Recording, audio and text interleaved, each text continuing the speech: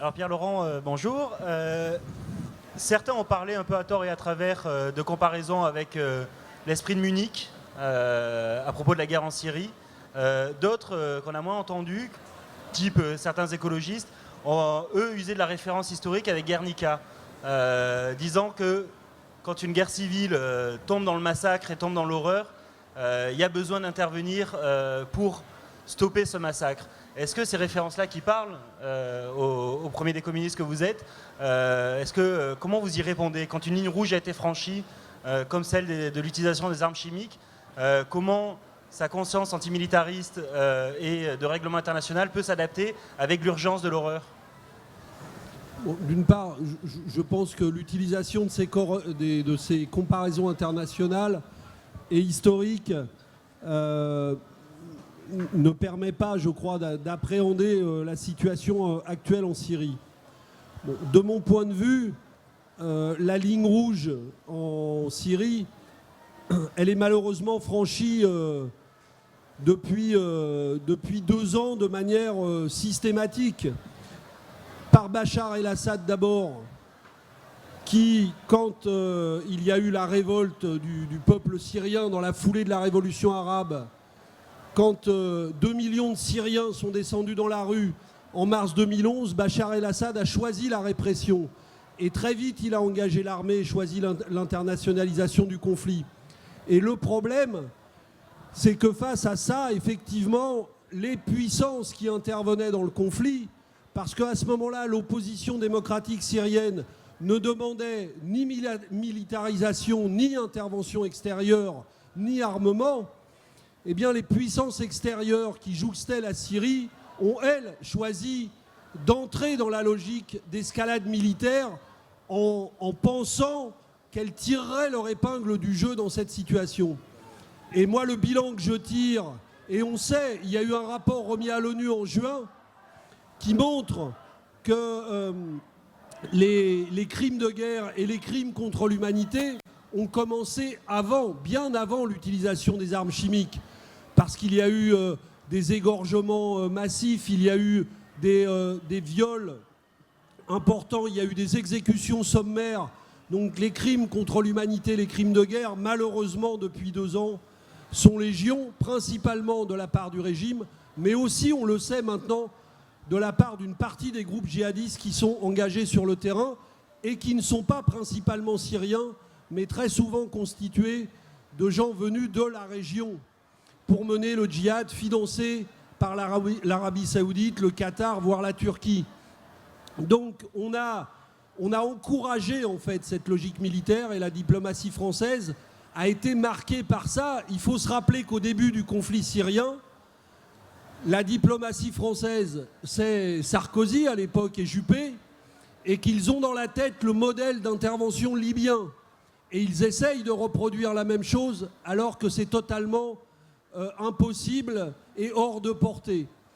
Et ce que nous mettons en cause, nous, ce n'est pas le fait d'agir et d'agir internationalement, c'est que le recours à l'intervention militaire puisse être, dans cette situation extrêmement dangereuse, et qui met en cause non seulement les 2 parties syriennes, mais aussi 7 ou 8 puissances régionales ou internationales, eh bien, devant le risque d'escalade, nous pensons que l'intervention militaire ajouterait de la guerre à la guerre et ne résoudrait rien. Donc, malgré l'horreur de l'usage des armes chimiques, nous disons, ou même à cause de cette escalade dans l'horreur, nous disons la seule solution, c'est de reprendre le plus vite possible le dialogue politique, en tout cas d'obliger les belligérants à se mettre autour de la table pour trouver une solution politique, une sortie par la fin des hostilités qui puisse après permettre le chemin vers une transition démocratique.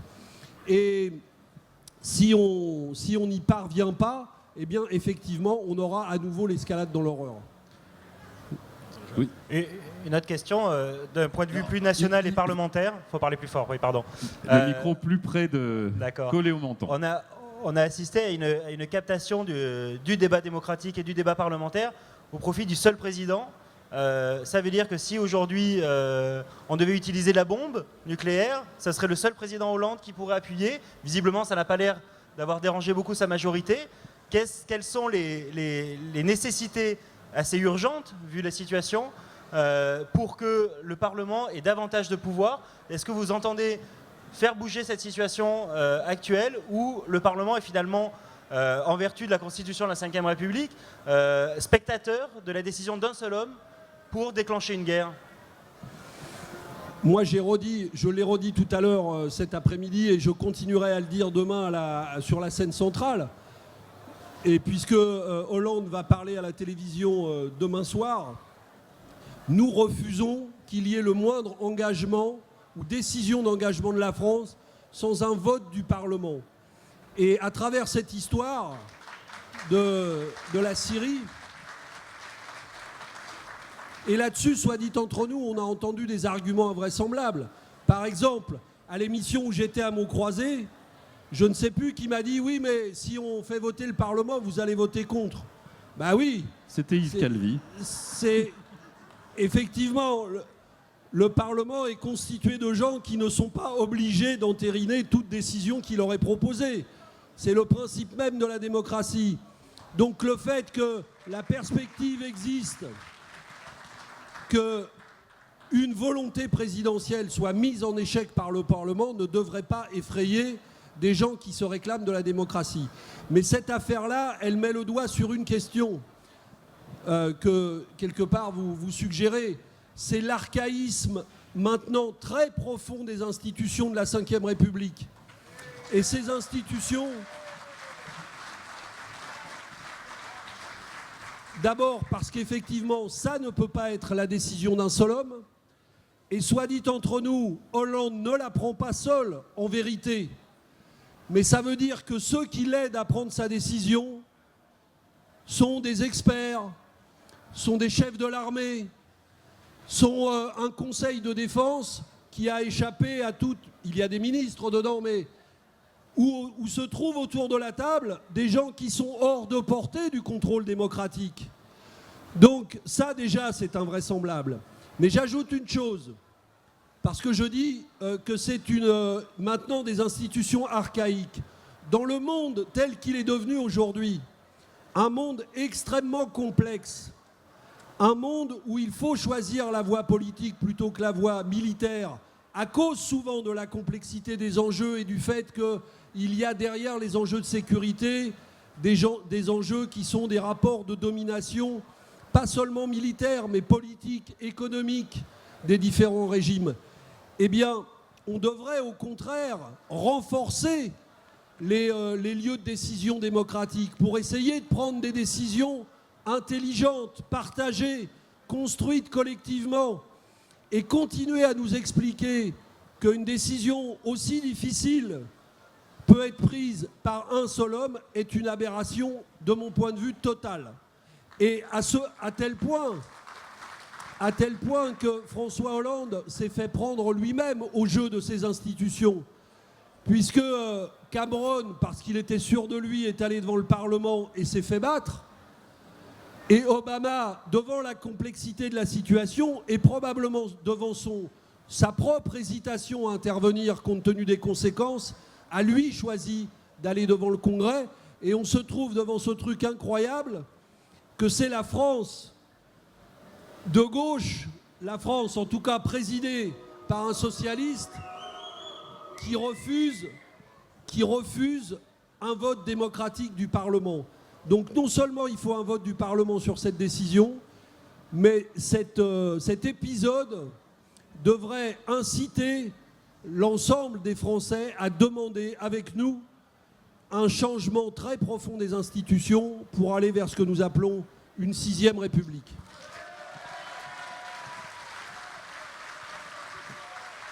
Sébastien Crépel, l'Humanité. Alors, comme vous l'avez rappelé, vous faites partie de ceux qui, parmi les premiers, se sont opposés à la perspective de frappe militaire en Syrie. Aujourd'hui que le spectre de ces frappes semble s'éloigner avec l'accord États-Unis-Russie, considérez-vous que, suite à cet accord, la diplomatie française et François Hollande viennent de subir un échec politique et diplomatique, ou au contraire, est-ce que ça peut être une chance pour à saisir pour faire jouer un autre rôle à la France dans le monde et notamment essayer de reprendre la tête du combat pour la paix, comme vous y appeliez tout à l'heure, je crois, à la réception que vous avez donnée aux personnalités invitées par votre parti. Je crois que l'attitude de François Hollande et du gouvernement français ont très gravement, et je ne suis pas sûr qu'on en mesure aujourd'hui totalement les conséquences, mais viennent de très gravement discréditer la France, oui. Et moi, je le constate dans mes discussions avec les invités internationaux de la fête et dans les contacts internationaux que j'ai eus ces dernières semaines, les gens ne comprennent pas ce qui se passe en France pour qu'on en soit là. Le discrédit est très profond. J'ai eu une longue discussion avec le secrétaire général du Parti communiste libanais qui me disait à quel point dans son pays, alors que c'est un pays où l'influence historique de la France est réelle, à quel point la décision de Hollande, en tout cas cette manière de privilégier l'option militaire, était en train de discréditer la parole française. Et heureusement qu'effectivement des forces comme la nôtre parlent au nom de la France aussi, pour montrer qu'une autre voie est possible. Moi, je me réjouis qu'une porte vers la diplomatique s'ouvre avec l'accord autour de la proposition russe. Étant dans la fête, je n'ai pas eu le temps de voir dans les détails la nature de l'accord entre les Russes et les Américains, donc il faut suivre tout ça. Mais il faudrait saisir ça. Ce qui est dramatique, une fois encore, c'est qu'au moment où cette porte s'est ouverte, une fois encore, parce que c'est malheureusement pas la première fois, la France a donné le sentiment de chercher à la faire échouer.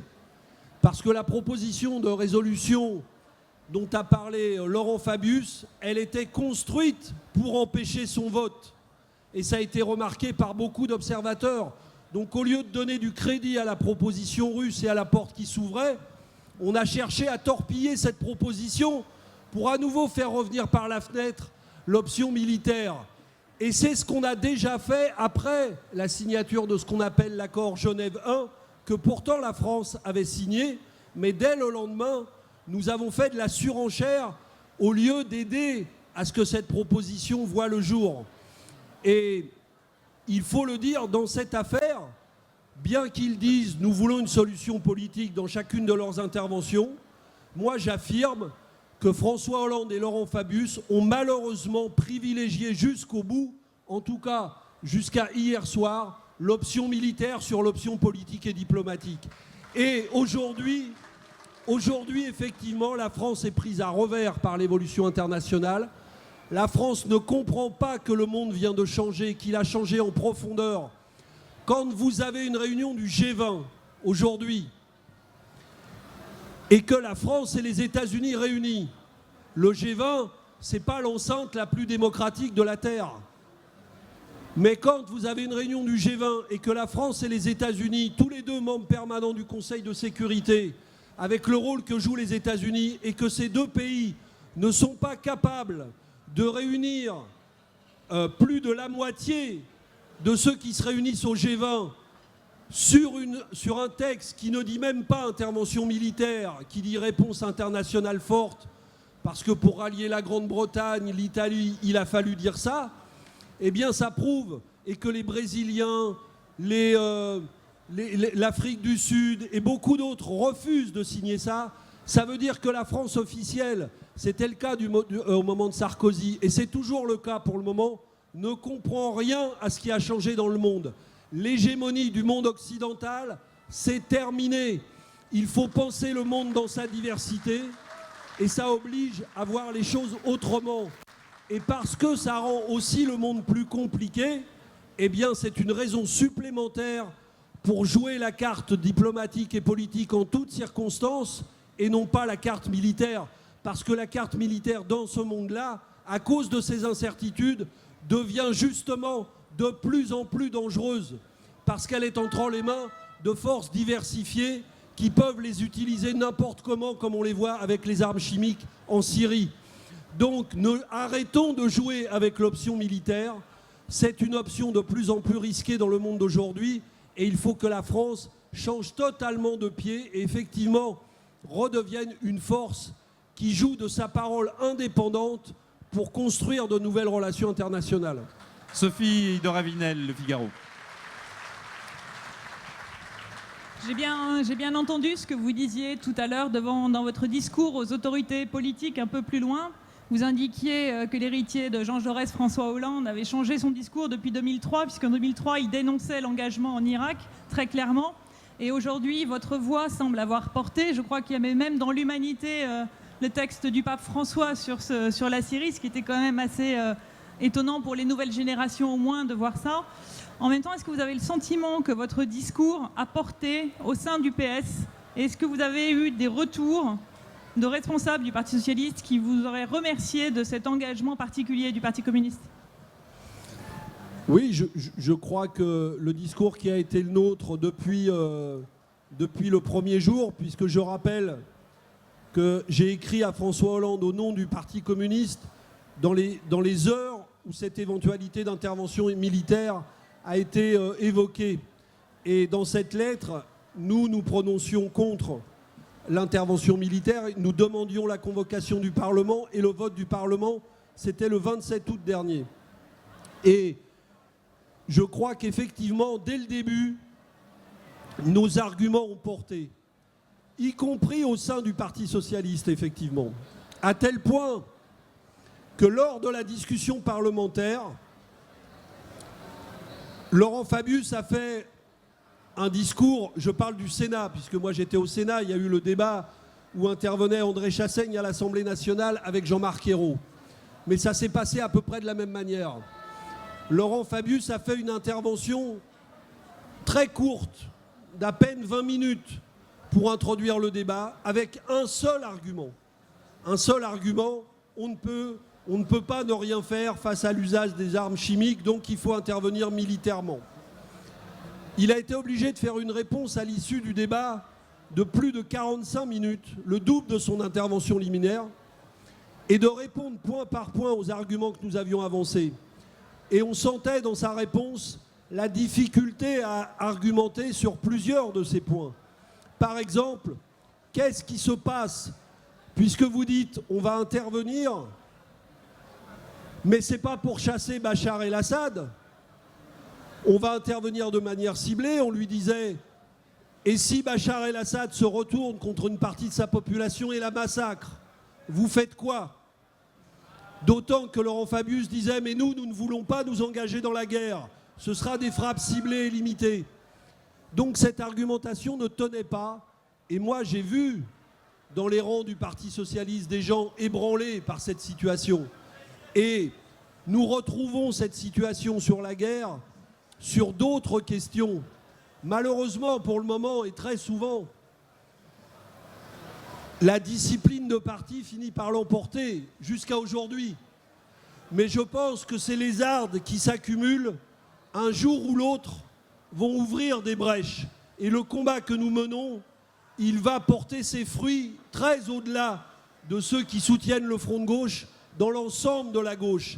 Et moi, je pense qu'il faut poursuivre ce travail-là en s'adressant aux socialistes, en s'adressant aux écologistes, en s'adressant à ceux qui ont voulu le changement, parce que nos arguments sont convaincants et effectivement, au bout d'un moment, ils seront entendus, pris en compte par une partie d'entre eux. Évidemment, c'est un combat. Évidemment, ça ne se passe pas du jour au lendemain. Mais je pense que ce qui se passe en ce moment sur la guerre, comme ce qui se passe sur d'autres questions comme les retraites, nous donne l'espoir de faire bouger cette situation tôt ou tard. Bien, Pierre-Laurent vient d'évoquer les retraites. Je vous propose de passer au deuxième chapitre qui concerne les questions sociales et politiques nationales. Sébastien Crépel, de l'Humanité. Oui, on a vu sur la réforme des retraites, les avis des syndicats sont très partagés. Et puis, dans la gauche également, les divisions, les appréciations sont très divergentes également.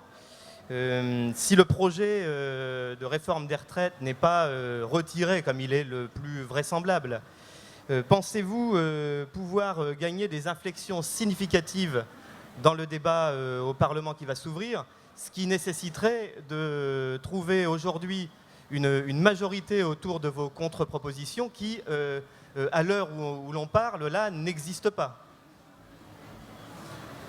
Moi, je le dis très clairement, la bataille sur les retraites, au point où nous en sommes, ne peut pas être gagnée que dans l'enceinte du Parlement.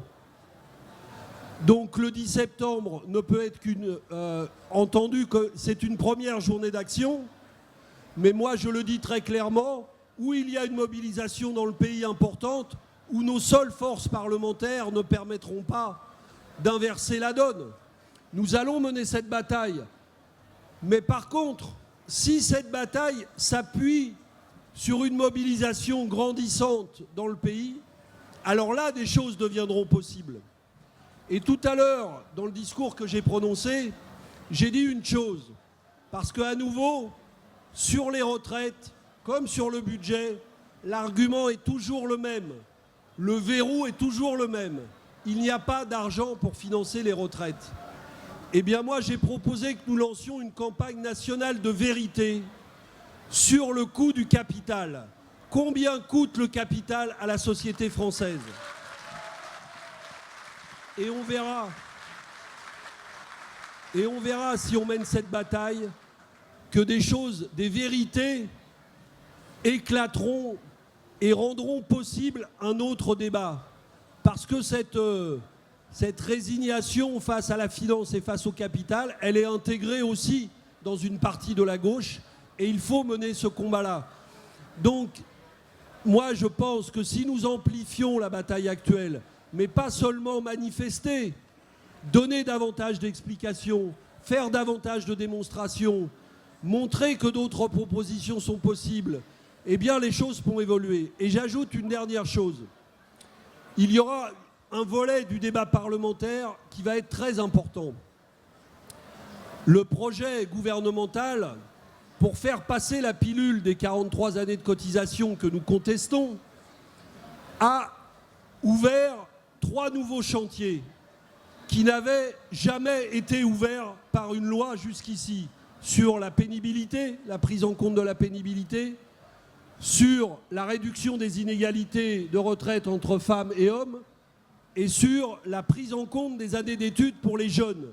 C'est des questions que les syndicats soulèvent depuis longtemps et qui font partie de nos propositions. Le problème, c'est que le projet de loi actuel fait une chose positive. Il inscrit ses principes dans la loi.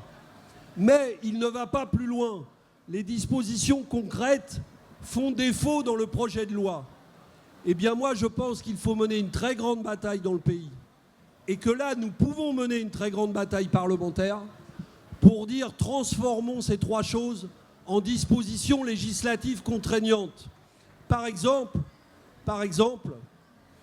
puisqu'on nous dit qu'on va prendre en compte les années d'études, alors qu'en vérité le dispositif proposé ne le permet pas, puisque des jeunes pourraient racheter des années d'études, mais à un prix très cher, pour racheter très peu d'années d'études, donc on est très très loin du principe annoncé, eh bien nous pouvons mettre sur la table d'autres propositions. Et il va y avoir le 18 septembre, devant le Conseil des ministres, un grand rassemblement à l'appel des 18 organisations de jeunesse qui ont lancé un appel de mobilisation sur cette question.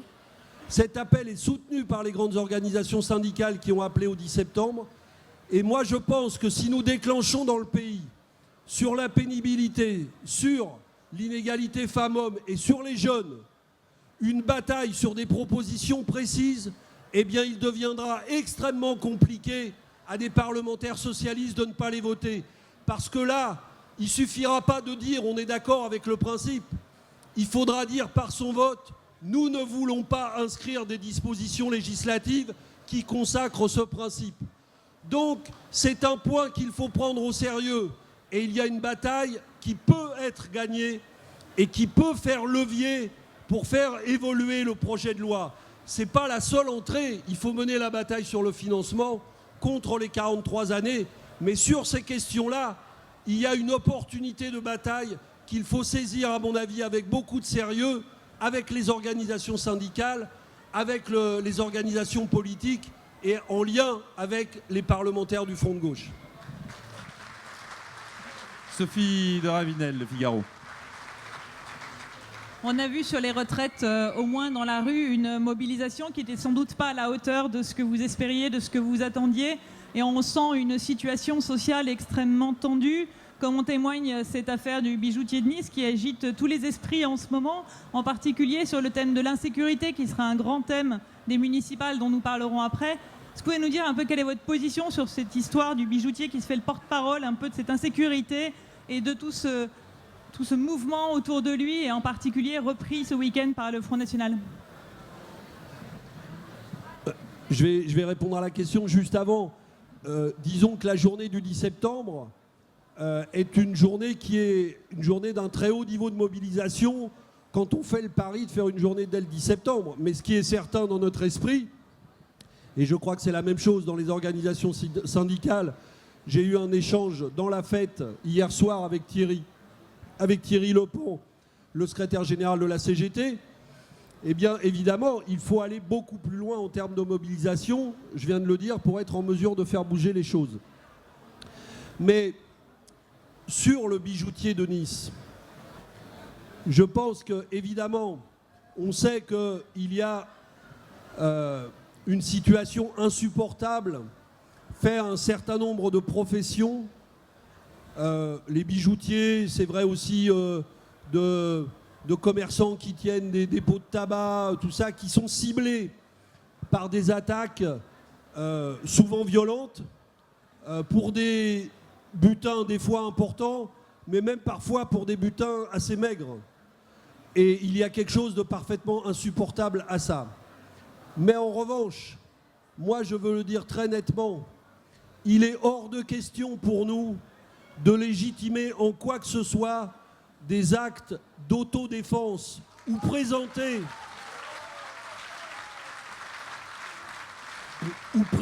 comme tels.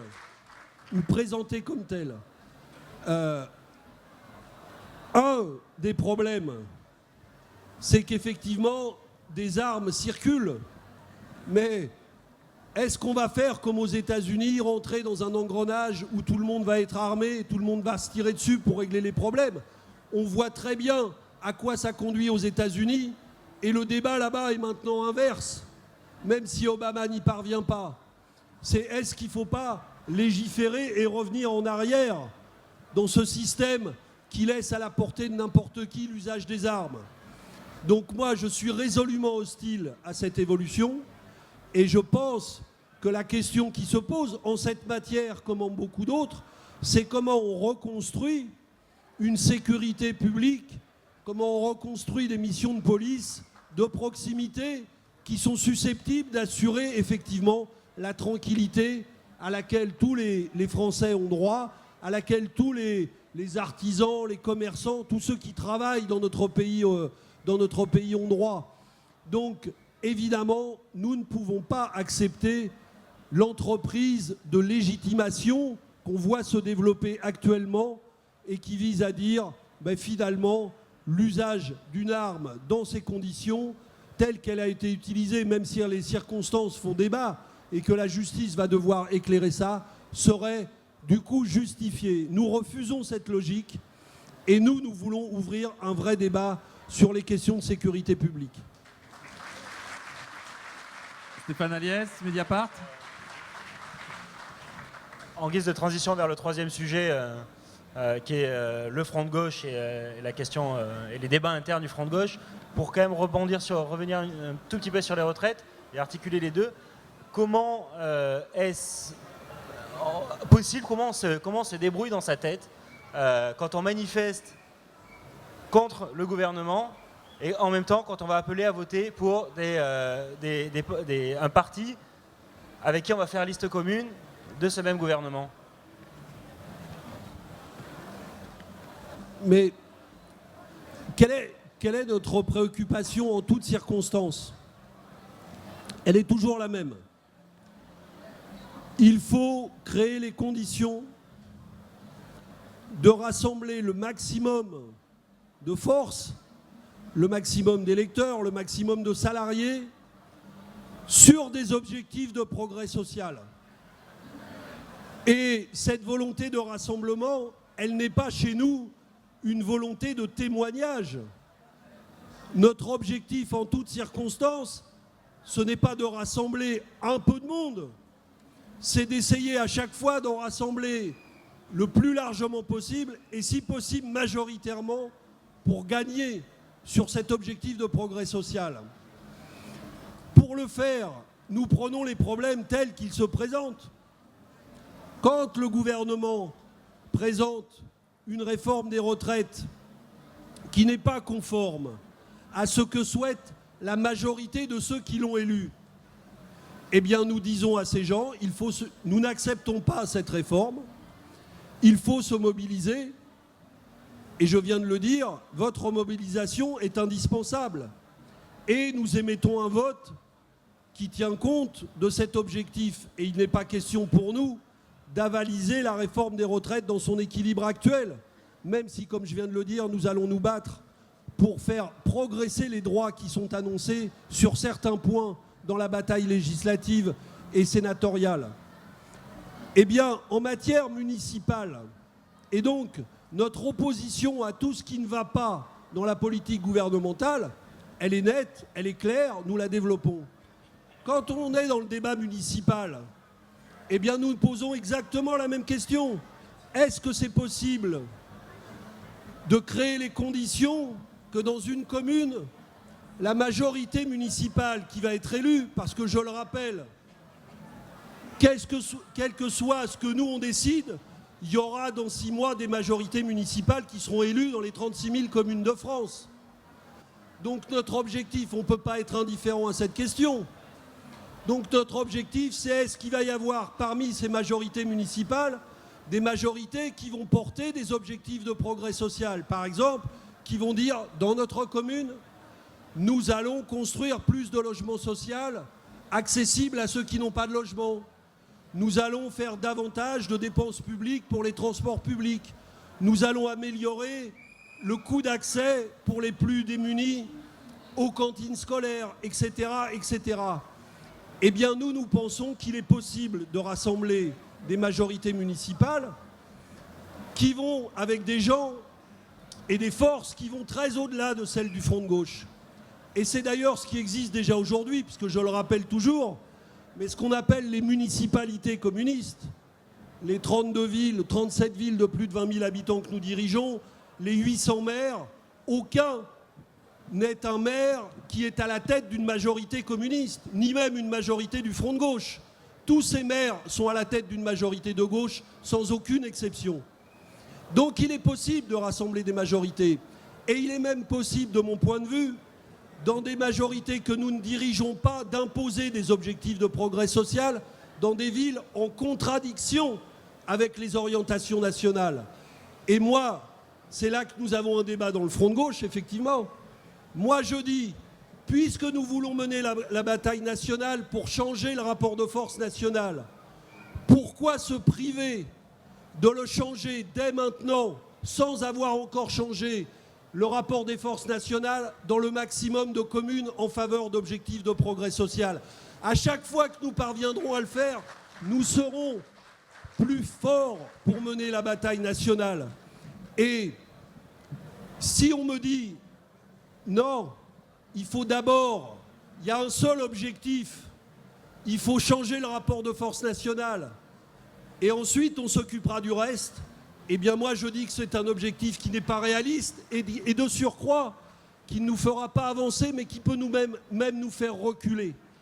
Donc, conforter les positions municipales, gagner des positions dans les municipalités, c'est une manière, parmi d'autres, pas la seule évidemment, d'améliorer le rapport de force national que nous allons continuer à mener. Et c'est pour ça que je dis que l'avenir du Front de gauche n'est absolument pas en cause dans cette affaire. Au contraire, le Front de gauche va rester nécessaire, mais nous avons un débat dans le Front de gauche sur qu'est-ce que signifie finalement le mot d'ordre de la conquête du pouvoir. Alors justement, pour moi, la conquête du pouvoir, c'est conquérir tous les pouvoirs là où ils existent, locaux, régionaux, nationaux et même européens. Alors Sophie de Ravinel, Le Figaro. Oui, vous m'offrez Vous m'offrez une excellente transition parce que le Parti socialiste, effectivement, est très heureux de cette façon que vous avez de rendre imperméable le débat national et le débat local. En tout cas, c'est ce qu'ils nous ont dit tout à l'heure, de ce qu'ils ont compris de votre discours. Et en même temps, vous parliez tout à l'heure du débat sur le budget au mois de novembre au Parlement qui s'annonce extrêmement serré, tendu, avec peut-être même des écologistes qui viendraient vous rejoindre sur vos positions. Et en mai, des élections européennes avec un front de gauche, des militants qui pourraient craindre de devenir un peu schizophrènes entre ces combats et la nécessité au lendemain des élections municipales, ou comme à Toulouse ou comme ailleurs, le front de gauche va partir exploser, sinon divisé. Non mais d'abord, moi il n'y a pas d'étanchéité entre le débat national et le débat local. Je viens de dire exactement le contraire. Donc ceux qui croient, s'il en existe au Parti socialiste, mais je pense que de ce point de vue-là, ils n'ont pas été déçus par le discours que j'ai prononcé tout à l'heure, et ils ne le seront pas par celui que je prononcerai demain. Ceux qui croient que parce que je ne renonce pas à gagner des positions municipales, je veux mettre de l'eau dans mon vin sur la critique de la politique nationale, eh bien ils peuvent toujours attendre, parce que la politique qui est la mienne restera une politique de critique sans concession sur la politique gouvernementale tant qu'elle ira dans le sens actuel. Et ça ne m'empêchera pas, je le répète, effectivement, d'ouvrir la porte à des batailles municipales qui vont me permettre de marquer des points. Parce que, vous savez, on parlait tout à l'heure du trouble qui existe dans le Parti socialiste. Mais aujourd'hui, il y a des millions d'électeurs. Je pense que c'est la majorité des électeurs qui ont voté François Hollande au premier tour de l'élection présidentielle. Donc qui n'ont pas voté pour le Front de gauche. Je pense que la majorité de ces gens-là ne se reconnaissent pas dans la politique gouvernementale actuelle. Et ils sont dans le désarroi. Ils cherchent comment sortir de cette situation. Et si nous leur proposons, et ils pensent malheureusement que parfois les décisions gouvernementales sont hors d'atteinte pour eux, ce qui les fait hésiter à s'engager, par exemple, dans la bataille des retraites, quoi qu'ils en pensent. Mais si nous sommes capables de les entraîner dans des batailles positives, je l'ai dit pour le logement social, les transports publics ou tout autre sujet au plan local, pourquoi s'en priver ? Pourquoi s'en priver si nous voulons faire évoluer les choses ? Nous avons une droite et un Front National qui sont hyper à l'offensive sur les municipales. Le Front National, qui n'a aucun élu local, dit aujourd'hui qu'il veut en avoir 1000. Et nous, on va regarder le spectacle et on va faire comme si le Front de gauche devait s'occuper de son territoire, point final. Mais ce serait irresponsable. Nous avons au contraire à proposer à ces électeurs qui sont dans le désarroi des premières portes de sortie de cette situation. Et la bataille municipale peut être une bataille de mobilisation positive. Donc ceux qui croient que je vais mettre en mode pause le Front de gauche ou mes critiques sur le gouvernement parce que je pense qu'il faut mener de cette manière-là la bataille municipale, eh ben ils peuvent se lever de bonne heure. Moi je vais mener cette bataille municipale comme ça, justement pour me donner de la force dans toutes les batailles. Et il n'y a pas, on vit dans un truc qui ne va pas, il faut bien s'en rendre compte, nous n'arrêtons pas de le critiquer. Ça s'appelle la présidentialisation de la vie politique. Ça veut dire quoi la présidentialisation de la vie politique ? C'est de faire croire aux gens qu'il n'y a qu'une seule échéance qui compte, c'est l'élection présidentielle. Est-ce que nous, le Front de gauche, on va alimenter ce discours ? Je rappelle que ce discours a conduit, par exemple, à ce que 4 millions de gens votent Jean-Luc Mélenchon à l'élection présidentielle et 2 millions pour les candidats du Front de gauche un mois après à l'élection législative. Ça veut dire que dans nos électeurs du Front de gauche, il y a des gens qui pensent aujourd'hui que la seule échéance qui compte, c'est 2017. Mais c'est une folie. C'est une folie. Il faut donc que nous menions toutes les batailles, sans aucune exception, avec la volonté de conquête et adapter nos objectifs à chacune de ces batailles. Et c'est comme ça que nous allons, dans la durée, construire un rapport de force qui, effectivement, parce que c'est notre objectif, nous mettra en tête de la gauche quand nous arriverons devant les élections présidentielles et législatives de 2017. Sophie Dravinel. Juste un quart de seconde. Un quart de seconde, j'avais besoin d'une petite précision. Je me demandais si, comme Jean-Luc Mélenchon, vous pensiez que François Hollande était le premier pourvoyeur des voix du Front National.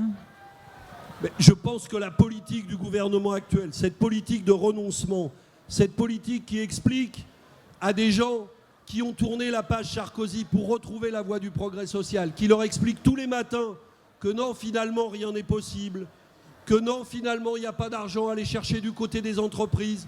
Effectivement, elle désespère beaucoup de gens, elle les plonge dans le désarroi, elle fait renaître, toutes les enquêtes le montrent, un sentiment de rejet de la politique.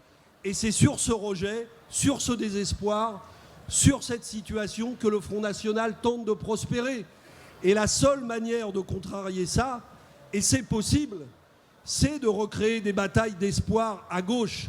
Pas des batailles où on a l'impression, nous, d'être un bunker qui résiste, point final. Non, des batailles qui portent de l'espoir. Et je rappelle que si nous avons réussi la campagne présidentielle, c'est parce que nous représentions un espoir pour des gens qui voulaient battre Sarkozy et qui se sont dit, effectivement, le choix qu'il me propose est le meilleur.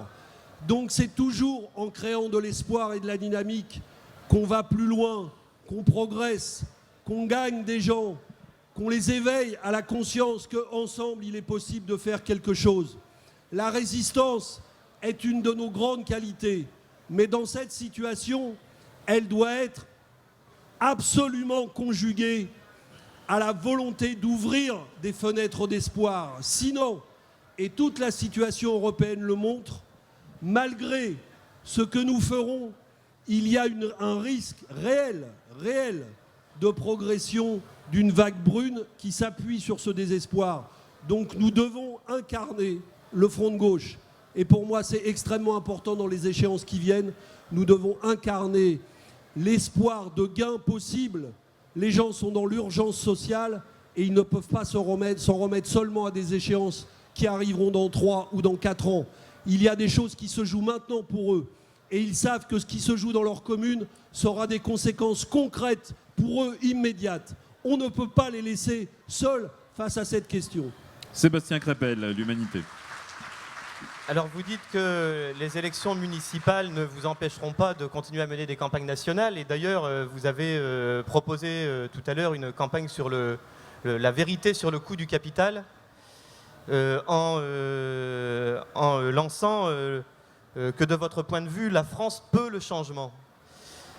Alors le gouvernement, lui, pourrait à la limite souscrire à cette dernière phrase, mais en y ajoutant la France peut le changement dans le cadre des contraintes d'une économie mondialisée. Est-ce qu'on n'a pas à faire là une sorte de dialogue de sourds entre deux partis de la gauche qui semblent condamnés à ne pas pouvoir trouver de terrain de dialogue? Mais il y a un débat qui est très profond dans la gauche française, mais qui est un débat dans le pays tout entier. Est-ce que la France a les moyens financiers, économiques de se sortir de cette crise ? En face de nous, il n'y a que des gens qui répondent non à cette question. Et non seulement qui répondent non, mais qui, pour certains d'entre eux, comme le MEDEF, disent si vous ne voulez pas avoir encore plus de chômeurs, il faut nous alléger encore 100 milliards de cotisations sociales et de charges et d'impôts. 100 milliards de moins encore, rien que ça. Et cette surenchère va continuer. Nous faisons le diagnostic exactement inverse. Et j'ai proposé une campagne nationale de vérité sur le capital. Nous allons la mener effectivement. La rémunération des dividendes, des intérêts financiers versés aux banques par les entreprises, des frais bancaires, tout ça, ça représente l'an dernier, en 2012, 309 milliards d'euros par an. La totalité des cotisations sociales payées par ces entreprises, par les mêmes entreprises françaises, 143 milliards d'euros. Donc il y a, sur la valeur ajoutée créée par le travail, donc par les salariés, 2 fois plus de pognon qui vont vers la finance que de pognon qui vont vers les cotisations sociales. Il est là le problème. Est-ce qu'on ne peut pas récupérer, puisqu'il y en a 150 milliards de plus du côté de la finance, on en cherche 7, paraît-il, pour les retraites. on ne peut pas en récupérer pas 7, mais 15 pour les retraites, pour pouvoir remettre à niveau les retraites des femmes, des jeunes. Seulement, effectivement, là, il y a deux thèses qui s'affrontent. Nous disons, dans les richesses créées par le travail, la part de ces richesses qui doit aller au social, qui doit aller au salaire, qui doit aller aux retraites, à la protection sociale, doit grandir. Elle doit grandir. Et la part des richesses qui va à la rémunération du capital doit baisser. Et il y a des gens en face de nous qui disent non, non, il faut toujours mieux rémunérer le capital, parce que sinon, ça va aller de plus en plus mal. Le problème, c'est qu'on fait ça depuis 25 ans, et ça va de plus en plus mal. Parce que c'est une logique infernale dans laquelle on cherche toujours à tirer tout le monde vers le bas. Et c'est ce qui se passe dans la compétition internationale. Donc à un moment donné, il faut briser le cercle vicieux et il faut réinvestir dans le développement social et investir tout court d'ailleurs. Parce qu'en plus, même l'investissement des entreprises françaises est globalement aujourd'hui inférieur à la rémunération des dividendes. Donc il faut mettre fin à cela. Et si on le fait, on a les moyens de faire ça. C'est la même chose dans une commune. Je discutais tout à l'heure avec le maire de Saint-Denis. À Saint-Denis, il y a un tarif de cantine très bas, à 0,15 centimes, parce que c'est une population très difficile. Mais ce n'est pas seulement que le maire, parce qu'il est communiste avec sa majorité, a décidé ça. Il a fait des choix. Parce que malheureusement, le budget de la ville de Saint-Denis n'est pas extensible. Donc ça veut dire que le maire de la ville décide qu'il faut mettre plus d'argent pour faire ça qu'à d'autres dépenses. Il fait des arbitrages, il fait des choix politiques. Eh bien, il y a des choix politiques à faire dans les communes, il y en a au plan national. Et c'est sur ces choix qu'il faut mener le débat, pas sur des postures politiques politiciennes, sur ces choix politiques. Et il faut dire, et il faut mener ce débat en transparence, devant les citoyens. Et il y a peut-être, et moi je peux vous dire, parce que j'en fais l'expérience là où je mène ça, pour un socialiste, c'est déjà pas très facile d'aller expliquer que c'est très bien de faire le budget tel qu'il est. Mais pour un socialiste dans une commune, aller expliquer qu'on va sacrifier tous les budgets sociaux de la ville, ça devient très très compliqué. Donc nous avons des possibilités de faire bouger le rapport de force, plus nous impliquons les citoyens. Et effectivement, dans les communes, c'est vrai que c'est plus facile de les impliquer, donc on a des atouts supplémentaires pour mener cette bataille. Donc c'est une bataille qu'il faut absolument mener, parce que nous pouvons marquer des points. Une question très brève de Sébastien Crépel, puis Stéphane Aliès. Oui, très brièvement. Vous avez appelé tout à l'heure au rassemblement et à l'unité la plus large à gauche. En même temps, on sait qu'on sort d'une séquence où les débats ont été particulièrement vifs au front de gauche, en tout cas entre ces dirigeants. Est-ce que cela n'affaiblit pas votre message, dans la mesure où on pourrait se demander comment rassembler la gauche au-delà de ce qu'est le front de gauche aujourd'hui, quand au sein même du front de gauche, on a du mal à rassembler ses composantes sur une stratégie commune? Bien, d'abord, on dit qu'il y a eu des propos très vifs. Je rappelle, pour ceux qui n'ont pas tous suivi les détails, moi, personnellement, j'ai dans une demi-phrase, dans une interview d'une page de Libération, il y a maintenant 4 semaines, fait une remarque sur le ton du front de gauche. Je pense effectivement, je l'ai dit tout à l'heure, que nous devrions être soucieux tous collectivement d'une chose. Quand la parole du front de gauche est entendue aujourd'hui, est-ce qu'elle est entendue par ceux qui n'ont pas voté pour nous à la présidentielle comme une main tendue et un appel à travailler ensemble, ou comme le contraire?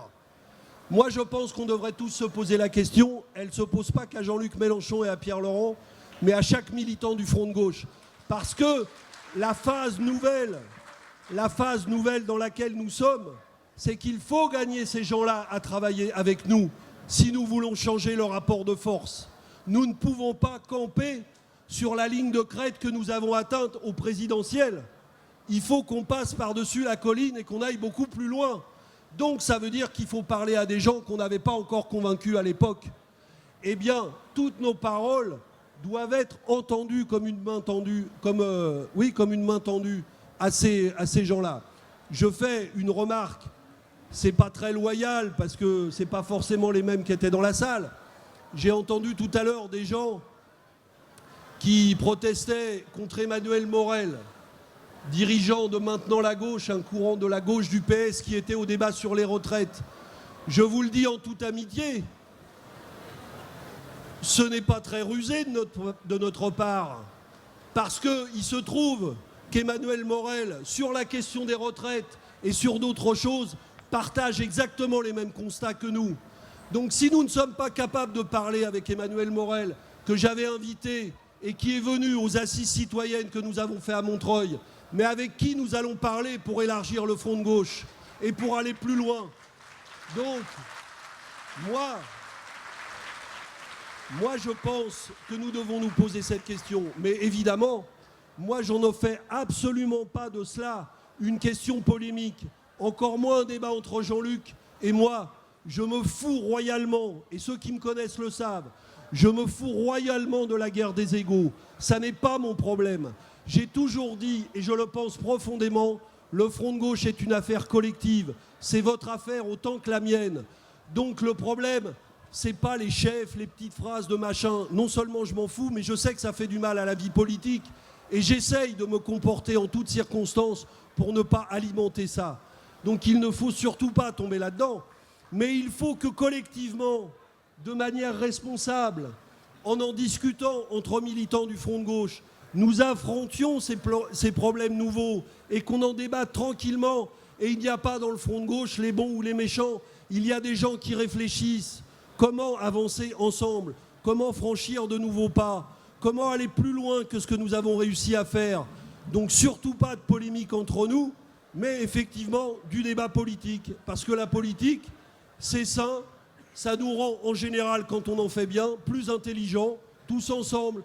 Donc ça ne peut pas nous faire de mal. Mais évidemment, pas sur un mode polémique, sur un mode de dialogue profond pour affronter ensemble et le plus intelligemment possible les défis politiques qui sont énormes et qui sont devant nous.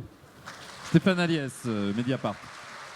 Juste avant sans doute de conclure ce face à la presse, je voulais exercer un droit de suite par rapport à une question de Sophie qui, à mon sens, n'a pas trouvé vraiment de réponse. Sur le cas pratique, et ça rebondit exactement sur ce que vous venez de dire, la réflexion collective, avancer devant les nouveaux défis, etc.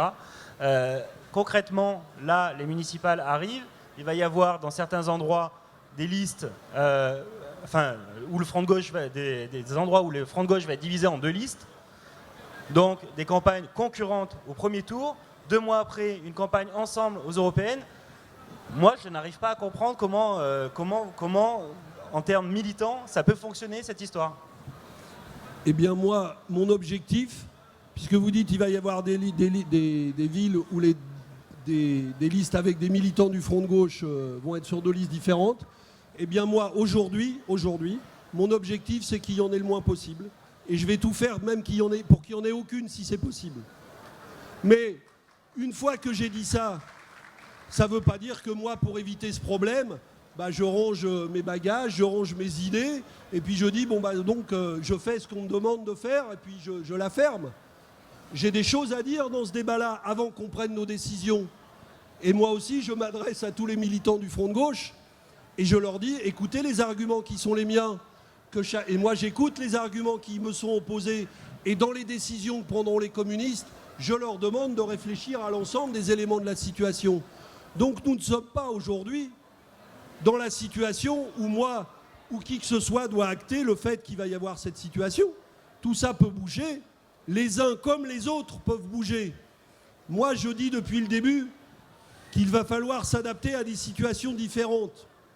Il y a des gens qui ne disent pas comme moi, il y en a d'autres qui disent non, nous on discute de rien, c'est comme ça partout. Eh ben non, dans le Front de gauche, il faut discuter quand il y a un désaccord, puisqu'on fonctionne ensemble. Si on n'a pas le même point de vue sur une question, eh ben il faut pousser le débat. Si on le fait, on va s'apercevoir, quand on sera dans le concret, dans les choix, qu'il n'y aura pas autant que ça. Pour le moment, on monte en épingle beaucoup de choses, mais on verra à l'arrivée, vous verrez ce que je vous dis, il y aura peut-être des situations comme ça, probablement, mais elles seront de très loin, et de très très très très loin, extrêmement minoritaires par rapport aux situations où nous serons rassemblés si nous adoptons la méthode que je propose. En tout cas, c'est ce que je pense et c'est ce que j'essaye de faire valoir. Et si jamais il y a ici ou là des différences, eh bien il faudra que nous soyons responsables et que nous n'en fassions pas les uns et les autres un objet justement de fracture du front de gauche. Et c'est parfaitement possible. C'est parfaitement possible. Parce que depuis le début, nous avons construit le front de gauche comme ça, en respectant les différences. Nous sommes venus de familles politiques différentes et nous avons des différences, nous le savons. Et l'intelligence que nous avons eue depuis le début est de les respecter, ces différences. Moi, quand j'ai proposé à la présidentielle, aux communistes, de désigner un candidat qui ne l'était pas, il y a des communistes qui ne partageaient pas ce point de vue. Mais moi, ce que je constate, c'est que l'ensemble des communistes ont eu l'intelligence d'accepter la règle démocratique que je leur ai proposée. Eh bien moi, je demande à tout le monde, puisque cette méthode nous a pas trop mal réussi au moment de la présidentielle, eh bien, d'utiliser la même méthode aujourd'hui. Et si nous le faisons, vous verrez que ça marche pas mal non plus, même pour les municipales. Bien, pour conclure ce face-à-face, je voudrais poser une question sur le climat. Bon, il est pluvieux, il s'améliorera demain, il fera beau pour le meeting, mais plutôt sur le climat politique. Vous avez choisi, dans cette fête de l'humanité, d'être beaucoup à la rencontre des militants, beaucoup en discussion dans les allées avec le public de la fête. Vous sentez comment le climat politique dans les allées de la fête ? Dans les allées de la fête, moi je le sens très combatif. Je sens une fête de mobilisation. Et puis, moi j'ai l'impression qu'il y a aussi beaucoup de gens, j'en ai rencontré dans pas mal de stands, qui se posent des questions sur comment débloquer la situation. Moi je leur demande de ne pas s'en remettre aux états-majors politiques. J'ai dit tout à l'heure, et c'est pour ça que j'ai choisi dans cette fête, dans mon programme, de privilégier la rencontre. Parce qu'en ce moment, la clé de la situation politique, elle n'est pas dans des accords au sommet, même s'il en faut de temps en temps. La clé de la situation politique, elle est dans le peuple. Est-ce que ceux qui ont voulu le changement en mai 2012 entrent dans la danse politiquement, socialement, se mobilisent ? Est-ce qu'ils décident d'être à part entière les acteurs de la situation politique ? Elle est là la clé de la situation. Et donc le temps, l'essentiel de notre temps militant, puisque je sais qu'il y a beaucoup de militants dans la salle, l'essentiel de notre temps militant ne doit pas être de parler entre nous. Il faut parler entre nous aussi, bien sûr. Surtout qu'on aime bien la fraternité entre nous. Mais l'essentiel de notre temps militant doit être consacré à parler avec des gens qui jusque-là ne nous avaient pas rejoints, pour les convaincre d'entrer avec nous dans la mobilisation que nous leur proposons. Parce que ces gens-là ne savent pas où donner de la tête aujourd'hui. Ils sont perdus. Pour beaucoup d'entre eux, ils ont l'impression d'être abandonnés. Il faut que la force de gauche que nous constituons, allons les voir en leur disant « c'est vous qui avez raison, il ne faut pas renoncer ». Ne faites pas comme le gouvernement, ne renoncez pas face à la finance. Nous sommes les plus forts, c'est le peuple qui a la situation entre les mains, à condition qu'il décide de se mêler sérieusement, pas seulement des mobilisations sociales, mais de la mobilisation politique. Et nous devrions dépenser toute notre énergie à essayer d'organiser la mise en mouvement populaire. C'est aujourd'hui la question clé de la situation. Merci Pierre Laurent, merci Sophie de Ravinel du Figaro, Stéphane Aliès de Mediapart et Sébastien Crépel de l'Humanité. Ça c'est l'heure.